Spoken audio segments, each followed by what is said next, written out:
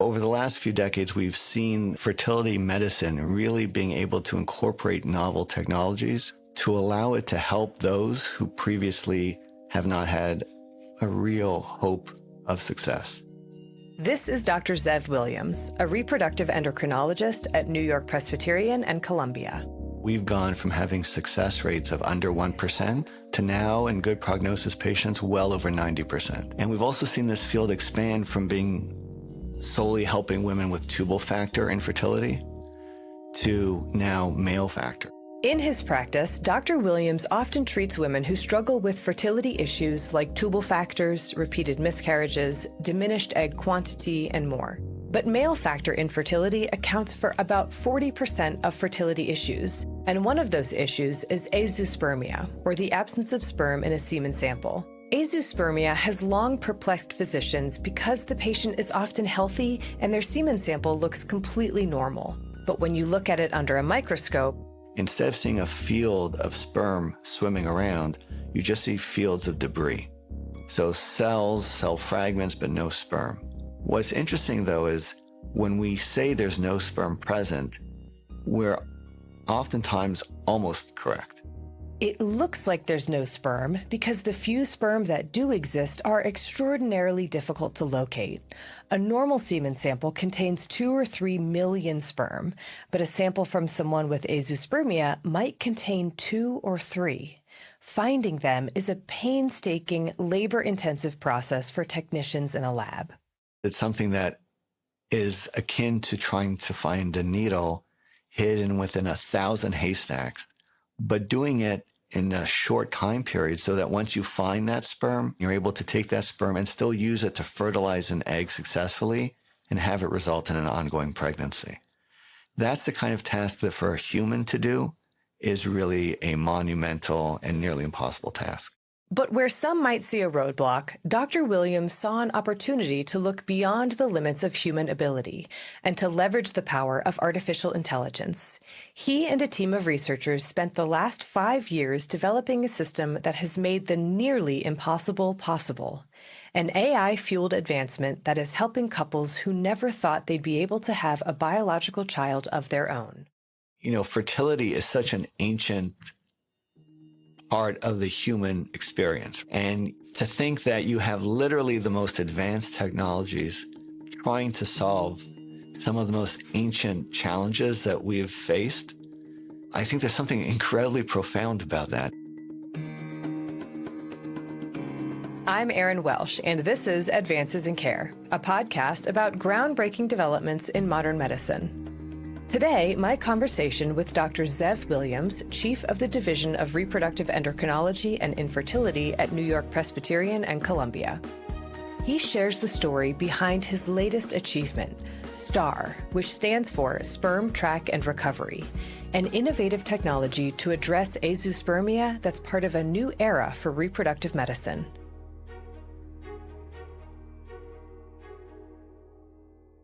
Dr. Williams, thank you so much for taking the time to chat with me today. It is great to meet you. Thank you, Erin. It's a pleasure to be here. I'm curious how you found yourself drawn to this field. Was there a particular moment or experience that made you want to pursue this as a career?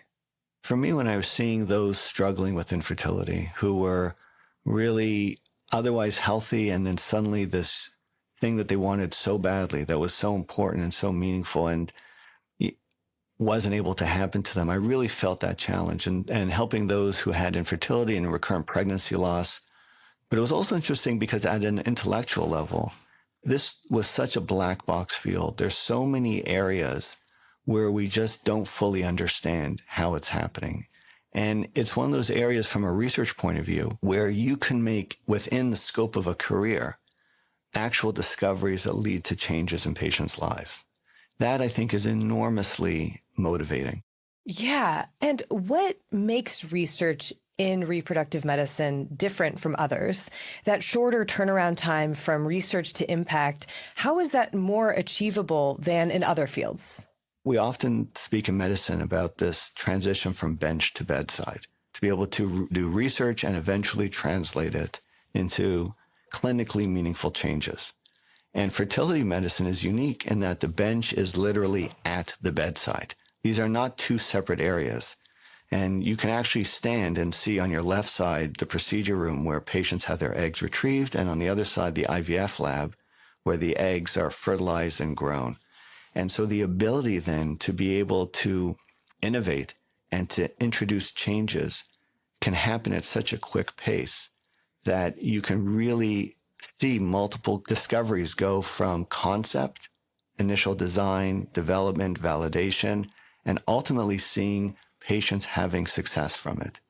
And we measure success in two ways. One is the major goal of having a child when previously it wouldn't have been possible. But the other is developing new technologies to make the fertility journey easier. Right. And I want to touch on one of these areas of technology, broadly speaking, and that is AI. I'd love to hear your thoughts on the potential benefits that AI might hold for medicine overall, not just fertility medicine, but just medicine. Yeah, it's so interesting. And I feel like we collectively are so fortunate to live in this major transition time in human history. We're all, trying to envision and figure out how it will enhance what we do, how it could augment what we do. And for us, one of the most exciting things too is not just how it could enhance or augment, but how can it do things that otherwise wouldn't have been possible? And whether some of the image analysis that's being done now by AI, some of the ability to look at large data sets and extract things that we might have been totally blind to. Right. I mean, AI holds so much promise, but it's really only useful if you can get it from concept to practice, which is why that bench to bedside research approach is so crucial. So tell me more about the setup that you have at your labs in this respect. I know that at many institutions, like the basic science and clinical research teams are often siloed with really few opportunities for interaction. What have you done differently at New York-Presbyterian and Columbia in order to innovate? The traditional model for medicine is exactly as you described it. There's usually these basic science labs located at the medical center and then the clinical spaces. And they're two separate areas. The first thing that we did was to try to merge the two. So we created a whole new lab space and brought our NIH-funded research lab from the medical center and embedded it within Columbia University Fertility Center. What that meant was that the clinical scientists who are processing sperm samples are working literally within inches of the people developing the technologies to better analyze those samples. When we have this gift of having such talented and incredible clinicians and scientists all working together, it's not just the opportunity to be able to advance medicine. I think there's a real responsibility and obligation on us to do that because globally, there's few places as well positioned to advance medicine to help give treatments and cures that are better positioned than NYP and Columbia to be able to do all of that together. So let's get into the details of how this setup at New York-Presbyterian and Columbia is helping to advance medicine. You mentioned that researchers are analyzing sperm samples. Can you walk me through why azoospermia seemed like a promising area to apply this research? We started with the problem. And the problem was, what is one of the most devastating, catastrophic diagnoses that exist in fertility? What's a population of patients that currently do not have an opportunity for success? And it was quite clear that azoospermia was an example of that. When you tell somebody that they don't have sperm, their hopes, their dreams of becoming a biological parent are just vanquished. And it's such a truly heartbreaking thing to see. And so we said, okay, here is a problem that if we can solve it, would make such a tremendous difference. We can literally help bring life and joy to the world by solving this problem. And then we said, okay, well, how do we do that? How do we actually find these rare sperm? How do we do it in a way that's gentle so the sperm could be used? Because of the advances that preceded us in IVF medicine, you only need one or two sperm. Like the technology to take a single sperm and place it into an egg has been very well developed.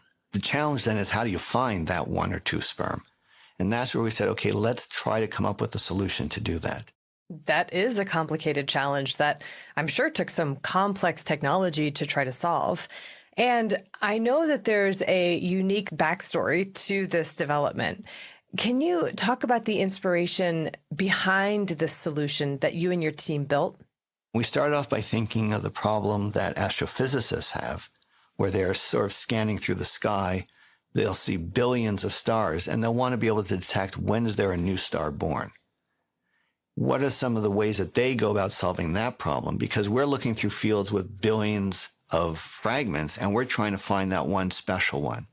Here's a challenge where as humans, it's just very, very difficult, bordering on impossible for us to do. For men who have these samples where there's almost, at least when you do a standard semen analysis, even a more intense one where you'll spin down the sample, you can't find any sperm, to look through this over 4, 5, 6, 7 hours, or to do a surgery to try to remove sperm from the testes, which is often, which isn't always successful, those aren't great options. So can we harness AI to be able to help us in this process? Well, I mean, it sounds like that's exactly what you have done in creating this star system for sperm track and recovery.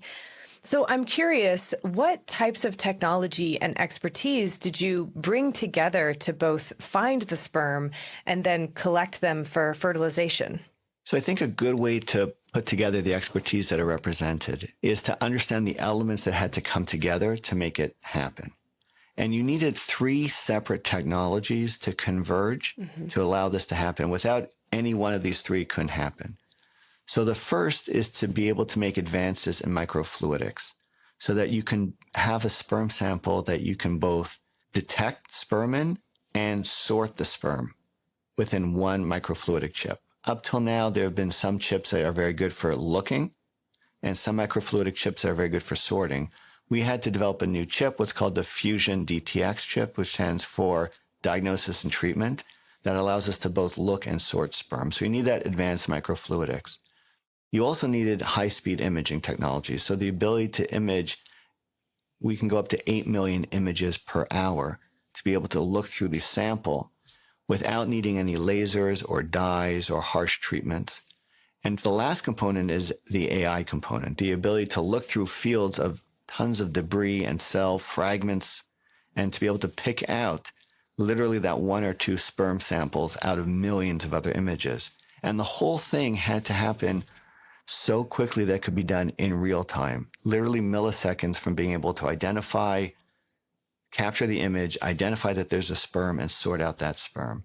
So to make that happen, we needed experts in microfluidics, experts in AI, experts in being able to take those really rare cells and still be able to capture them and use them to fertilize the egg. It's this entire team approach that's required. Wow. So your team created this DTX chip, which is a completely new development in microfluidics, and you're using the AI system to make the sperm detection process happen exponentially faster. Can you tell me more about how these components come together and what happens after you find the sperm? Identifying the sperm was actually the easy part. The real challenging part was then being able to isolate and recover that one sperm. So you start off with a semen sample that looks like a regular, healthy, normal semen sample, except there's just cell fragments and debris in it. You flow it through the special microfluidics chips. So at the end of the process, from, let's say, 2 milliliters of semen sample, you'll end up with a droplet of about 10 microliters with the sperm cells in it. Now, normally in reproductive medicine, you have hundreds of millions of sperm and let's say 10 eggs, just a few eggs. The rate limiting step is the number of eggs. In these cases, it's reversed. Right. So we'll often get those 10 eggs, but might only have 2 or 3 sperm. So in practice, what we do is men who have this diagnosis, where we're recovering sperm from their samples, will give multiple ejaculate samples in advance. We're able to pick up those individual sperm and freeze them. So we'll have more sperm than eggs. And then on the day of the actual egg retrieval, we'll remove the eggs and collect a fresh sample and preferentially use that fresh sample that didn't have to go through freezing. But if we have even more eggs available, we can then thaw the eggs and use those as well. And so just to get a comparison or really a perspective on how the STAR system has completely changed the game when it comes to treating or managing azoospermia, How long might that have taken, and what would the success rate have been using these manual or traditional approaches compared to this new system? One of the first patients to have gone through this was somebody who had had a surgical procedure done, and a sample was extracted, and the lab team looked through the sample for 2 days. So really highly skilled, some of the most talented people looking through the sample for 2 days, couldn't find any sperm, went through the STAR system, and within 1 hour found 44 sperm. 44. So after 2 days of looking versus 1 hour. Yeah. That is incredible. And these are really great people. Like, there's not a better group of embryologists who can do this, but it is just such a monumental task for any human to be able to do. And it's amazing because, we have now successfully created embryos because of this technology, have successfully enabled pregnancy to occur, and there'll be children being born, and hopefully thousands of children being born because of this same technology. It must feel incredibly fulfilling to have created that first mousetrap, to lead the development of a technology that will truly change people's lives. And it already has, as I understand it. So the STAR system has recently helped a couple struggling to conceive. What can you tell me about their story?